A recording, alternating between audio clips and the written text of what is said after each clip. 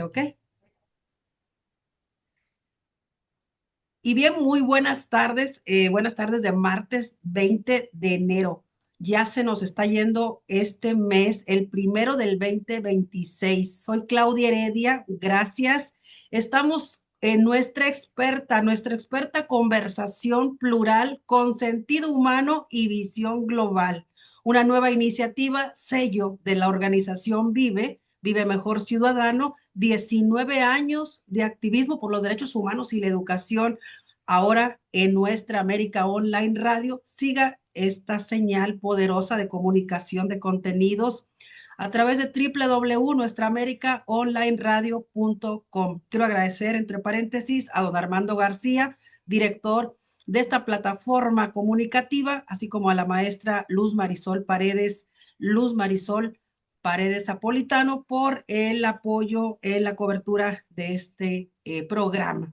Y bueno, pues como lo prometido es deuda, hoy martes 20 de enero, siendo las 19 horas en Indiana y las 18 horas del centro y norte del país, damos inicio a nuestra experta. La conversación, por supuesto, que es plural, con sentido humano y visión global. Tenemos como invitado al doctor Ignacio Alonso Velasco. Él es profesor universitario e investigador por la Universidad Autónoma de Quintana Roo.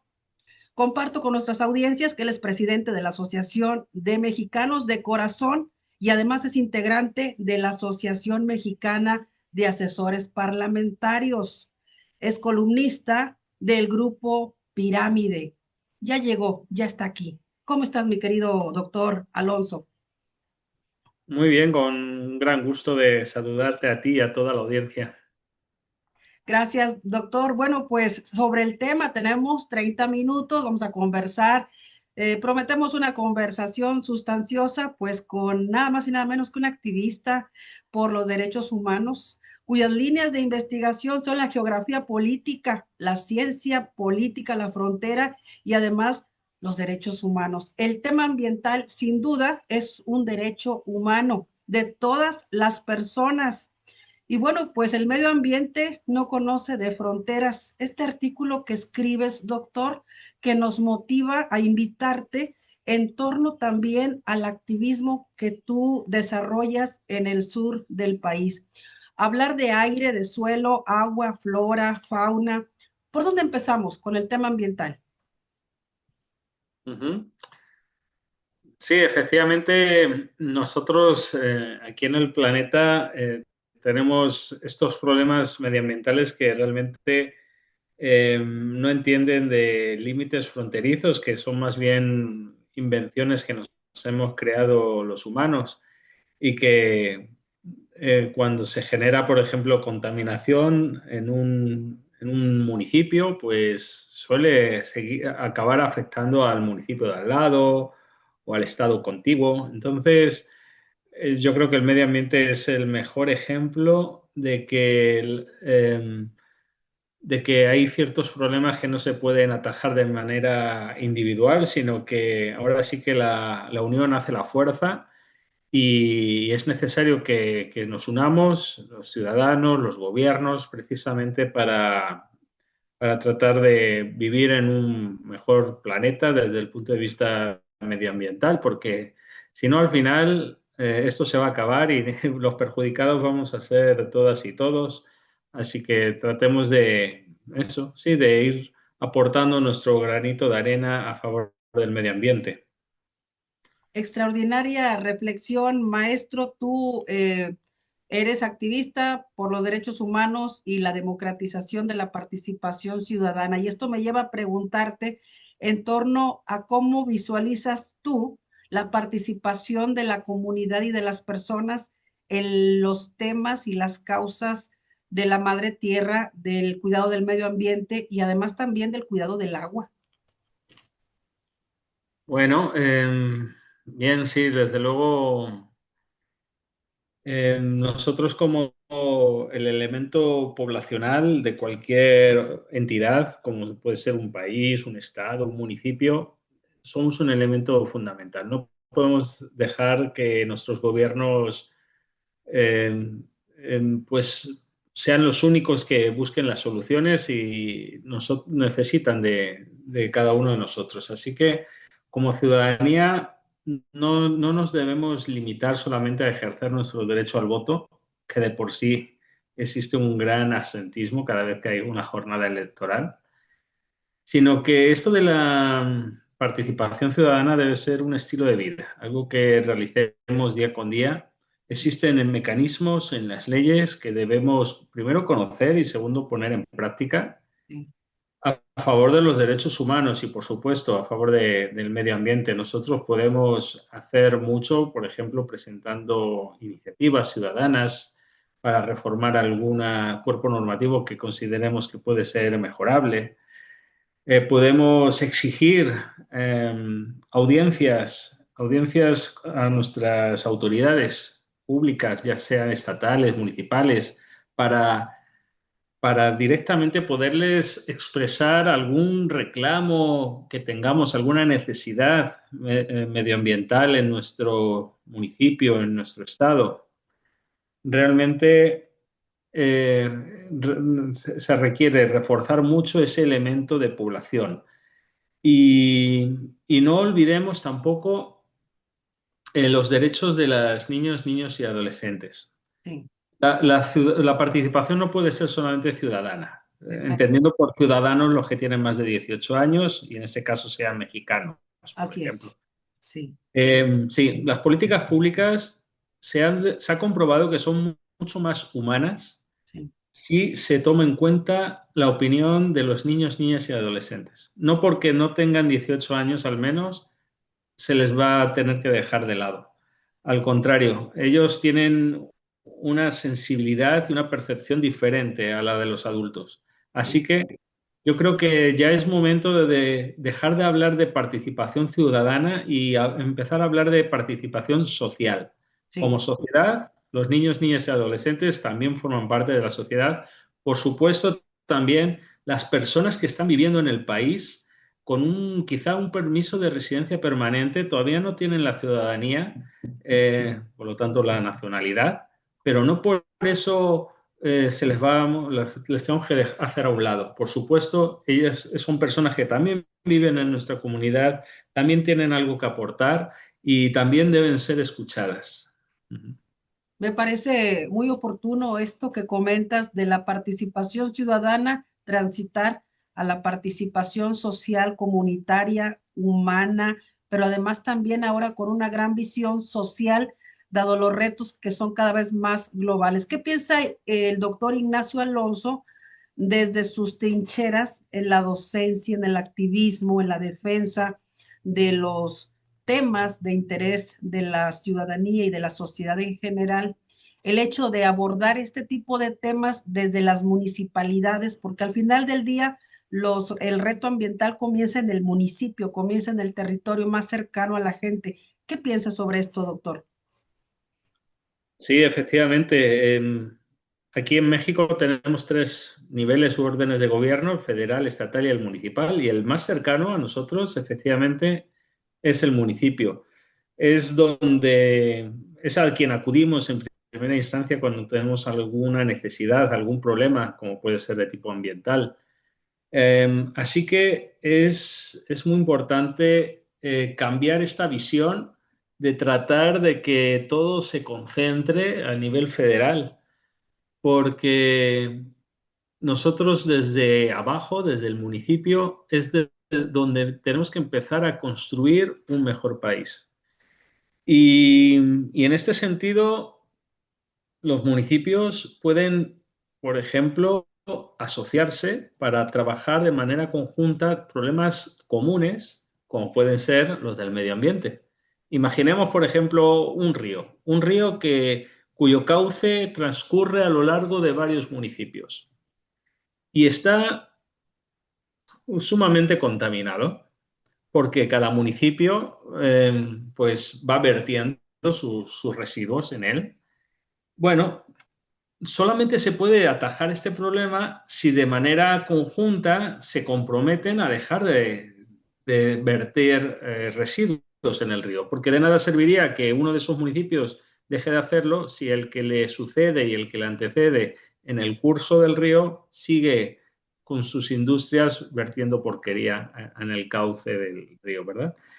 Entonces, y así tenemos muchos ejemplos. Es necesario que los municipios se coordinen de manera asociada por un mejor planeta. En este caso, yo creo que el mejor ejemplo es este del medio ambiente y con el ejemplo que les pongo del río, creo que se puede evidenciar bastante bien. Excelente. Ahorita que hablas de los ríos y de las aguas, un tema en la agenda global, sin duda también en ciertas regiones del mundo, pues es el tema del agua. Es este vital líquido, pues sin el cual no se generarían procesos empresariales, industriales, pero sobre todo para la vida como derecho humano. Este asunto es un asunto sin duda importante en la agenda de los gobiernos. ¿Qué reflexiones nos invitas a las audiencia radio escucha con relación a este tema, partiendo desde tu experiencia en México? Sí, sí, cada vez hay mayor estrés hídrico, que es esa falta de agua suficiente para satisfacer las necesidades no solamente de consumo humano, también de riego, etcétera. Aquí en la península de Yucatán, donde yo vivo, el tema del agua es importante. No es que tengamos escasez como en algunas partes de la Ciudad de México, Ajá. pero, pero fíjense que aquí tenemos por la composición caliza del suelo en la península de Yucatán, es un suelo kárstico que se llama. ¿Esto qué quiere decir? Que es un suelo sumamente poroso. Si se dan cuenta, en la península de Yucatán apenas tenemos ríos o lagunas o lagos. Realmente la composición del suelo hace que la lluvia, el agua de lluvia, se filtre rápidamente al subsuelo, a los famosos cenotes. Sí. Ujú. Y esto hace que la gente pues nosotros vivimos en la superficie, en época de lluvia, pues tenemos abundancia de lluvia. Ujú. Y no hay problema, pero ¿qué pasa en la época de seca? La época de seca es muy larga y realmente no cae una sola gota. Ahora mismo ya estamos empezando esa temporada seca en esta zona de México que nos va a llevar hasta los meses de agosto. Ujú. Sí. Ujú. Fíjense, son meses muy largos que si la población no tiene la infraestructura suficiente para poder captar, recolectar ese agua de lluvia, pues lo va a pasar realmente muy mal, ¿no? Y aquí en la península de Yucatán tenemos un problema de conflictos limítrofes que está afectando a una gran región. Estamos hablando de unos 10.200 kilómetros cuadrados, que equivalen a la superficie territorial total del estado de Querétaro, para que se hagan una idea, Ajá. en donde no se sabe muy bien a quién pertenece ese territorio y los estados, por lo tanto, se desentienden a la hora de llevar obras públicas, como por ejemplo eso, tanques elevados, toda una serie de infraestructura que sirva para poder tener el vital líquido durante todo el año. Así que sí, el tema del agua desde luego es un tema muy a tener en cuenta y cada vez más va a ser más preocupante. Preocupante también la falta de conciencia por parte también de organismos o empresas, incluso los gobiernos, que tienen que ajustarse a la normatividad y cuidar mucho lo de las aguas residuales o los residuos contaminantes que luego vienen a afectar las aguas, el recurso hídrico. Pero más allá de los gobiernos, más allá de la queja de que luego se vuelve generalizada, me gustaría que pudiéramos reflexionar en torno a las posibles soluciones prácticas que se construyen desde la sociedad, desde la ciudadanía activa, participante, que se suma a las acciones gubernamentales, organizacionales. ¿Cómo hacemos equipo, Alonso? ¿Cómo podemos articularnos en esfuerzos de una visión social, gobierno, sociedad? Porque me queda claro que el tema es mayúsculo y que debe de ir más allá de cuestiones de partidos y política y demás. sino de un asunto público que nos debe de interesar a todos. ¿Cómo construir esas soluciones prácticas desde la participación, insisto, en esa visión conjunta, gobierno y sociedad? ¿Se puede?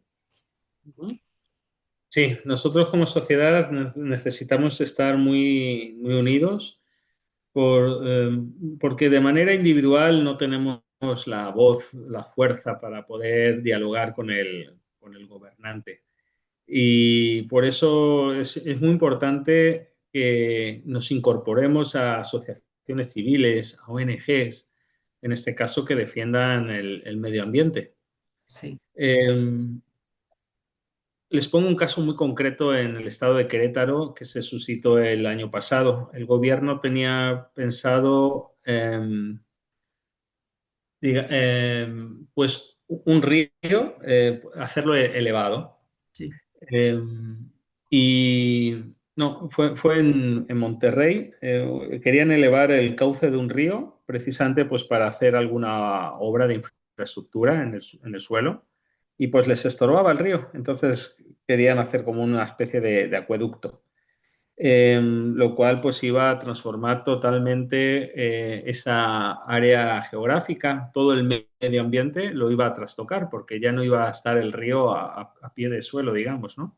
sí. Entonces, este es el caso de El Batán, y la población lo que hizo cuando se enteró de ese proyecto fue solicitar una audiencia pública con el gobierno estatal que les explicaran bien de qué se trataba, qué es lo que pretendían hacer, cuáles eran los pros, los contras, y mediante esa exigencia pública, finalmente lograron comprobar que realmente no había necesidad de realizar esa obra y se logró detener.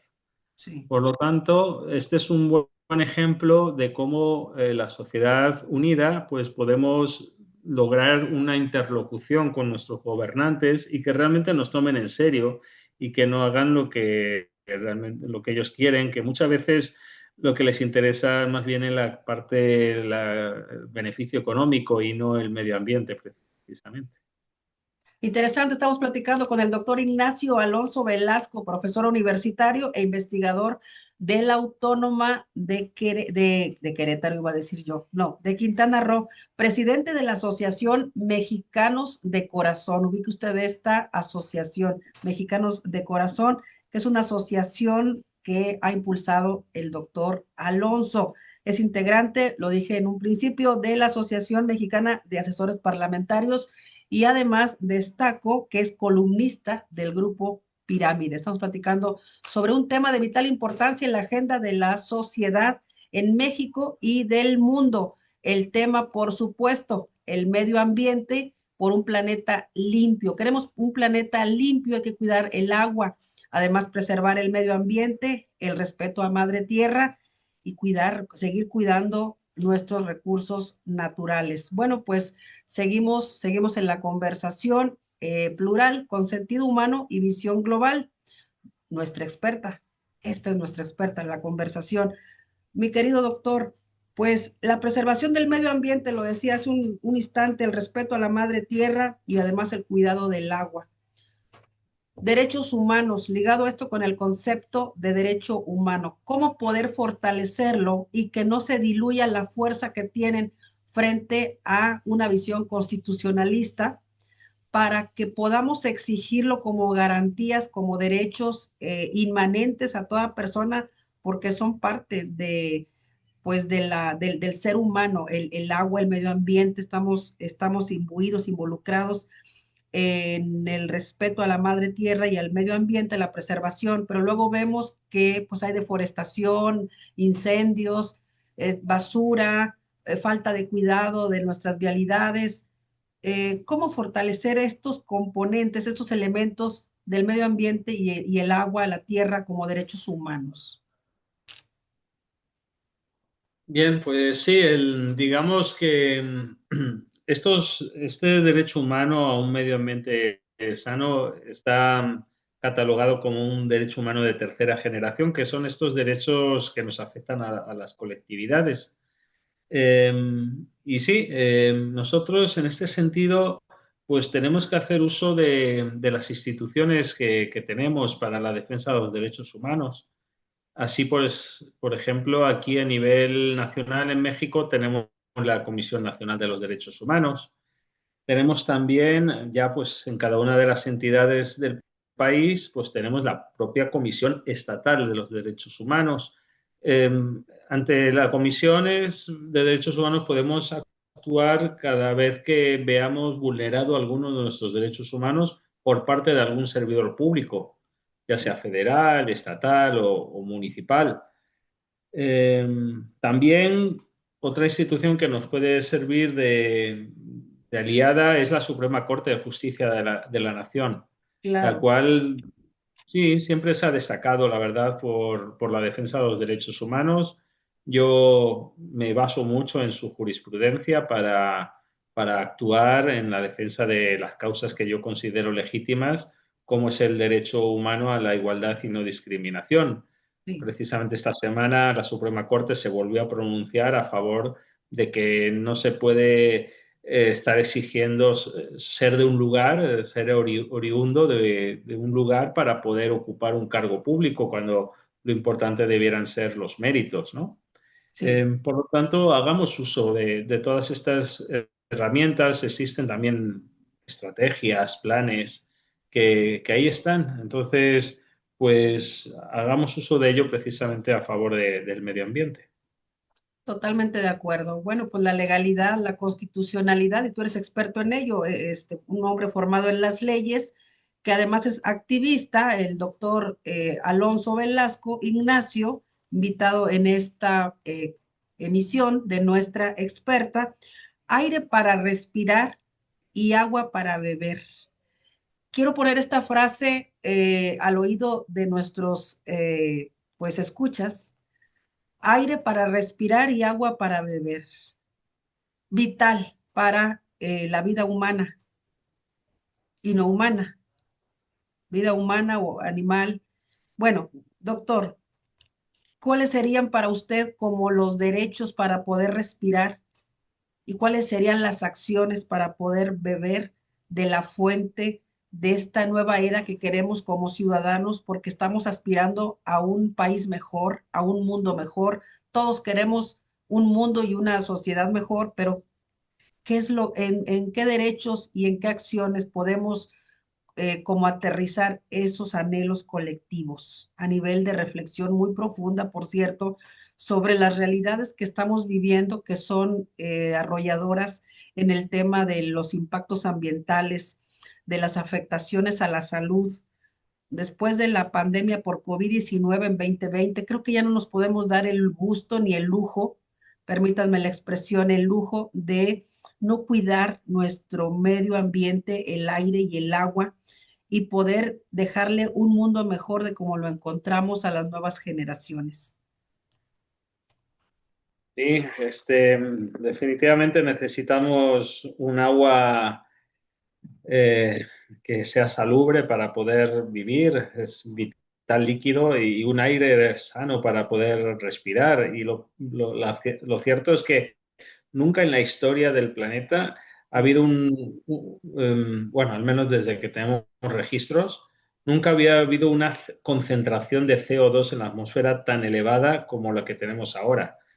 Y esto es a causa de los procesos de deforestación y degradación que están precisamente contribuyendo a este cambio climático tan salvaje en el que estamos sufriendo, ¿no? Tenemos que tener en cuenta que los bosques tropicales, como en el que yo vivo, contienen aproximadamente un 40% del carbono acumulado en la biomasa terrestre. Así que resulta claro que cualquier alteración de estos ecosistemas se va a reflejar en un cambio en el ciclo de carbono global y en un incremento de los impactos adversos. Esa es la razón por la cual los ojos del mundo entero están puestos en masas forestales como los que tenemos aquí en la península de Yucatán, ya que es de los últimos pulmones importantes que le quedan a nuestro planeta para poder detener el cambio climático. Y bueno, son conscientes, los países desarrollados del mundo son conscientes de que es importante mitigar estas emisiones por degradación y deforestación en los países en desarrollo, como es México, y son conscientes de que es más rentable económicamente actuar de manera temprana. Por eso es que, pues sí, se llevan a cabo desde el año 2010 conferencias de las partes, las conocidas como COP, donde eh, bueno, se aprueban, por ejemplo, el aportar dinero a los países en desarrollo con tal de que protejan estos últimos pulmones que le quedan a nuestro planeta. Además, tenemos que proteger nuestros bosques porque contribuyen a atenuar el impacto de eventos hidrometeorológicos extremos como pueden ser los huracanes, la sequía, las ondas de calor o frío, las tormentas, entre otros, lo cual además aumenta la resiliencia de la sociedad ante el cambio climático, además de generar múltiples beneficios como lo es la conservación de la biodiversidad o la conectividad ecológica a nivel de paisaje, lo que permite la migración de especies. Sí, en esta región tropical en la que yo vivo, pues ha sufrido fuertes procesos de deforestación, tanto históricamente como aún en la actualidad. Sí, los estados de Campeche y Yucatán han sido de los que más pérdidas de cobertura forestal han registrado últimamente. Y esto es a causa de cuatro razones principalmente: Sí. mayor expansión ganadera, por la agricultura de subsistencia, por una agricultura mecanizada y también por los incendios forestales de los que hablabas antes. Así que tenemos que poner mucha atención en estos asuntos para poder respirar un mejor aire. Muchas gracias, doctor Ignacio Alonso. Bueno, pues estamos llegando a la recta final. Manden sus mensajes, pueden hacer preguntas a nuestro invitado, el doctor Alonso Velasco Ignacio, que resalto, él es profesor universitario e investigador por la Universidad Autónoma de Quintana Roo. Dije hace un rato de Querétaro, no, de Quintana Roo, en el sur del país, en México, por supuesto. Bueno, pues les agradecemos muchísimo por la atención. En un minuto, así rápidamente, como mexicano de corazón, ¿qué le dices al mundo, doctor Ignacio? Yo le digo al mundo que seamos más solidarios entre nosotros, que este es el único planeta habitable por ahora y que solamente por medio de esa solidaridad, confraternidad, es la única forma en la que podemos poder seguir viviendo en él. Así que tratemos de, entre todas y todos, conservar este medio ambiente, lo cual es posible, así que es simplemente cuestión de sumar voluntades. Muchísimas gracias, doctor Ignacio Alonso. Bueno, pues llegamos al final de este su programa, Nuestra Experta, de la mano de Nuestra América Online Radio. Sígalo a través de la señal www en internet, nuestraamericaonlineradio.com. Sigan Nuestra Experta, que está dando el estreno con esta emisión de nuestra medio ambiente por un mundo, por un planeta más limpio. Yo le agradezco muchísimo al doctor Ignacio Alonso la oportunidad de poder conversar con él. Te agradezco muchísimo, doctor, y bueno, seguros estamos, vamos a invitarte a una siguiente emisión porque media hora se pasa muy rápido, pero seguramente vamos a estar atendiendo las preguntas de la comunidad y hacer contacto con nuestro experto. Muchas gracias, doctor. Muy buenas tardes. Nos vemos en una siguiente emisión. Muy bien, un placer. Gracias.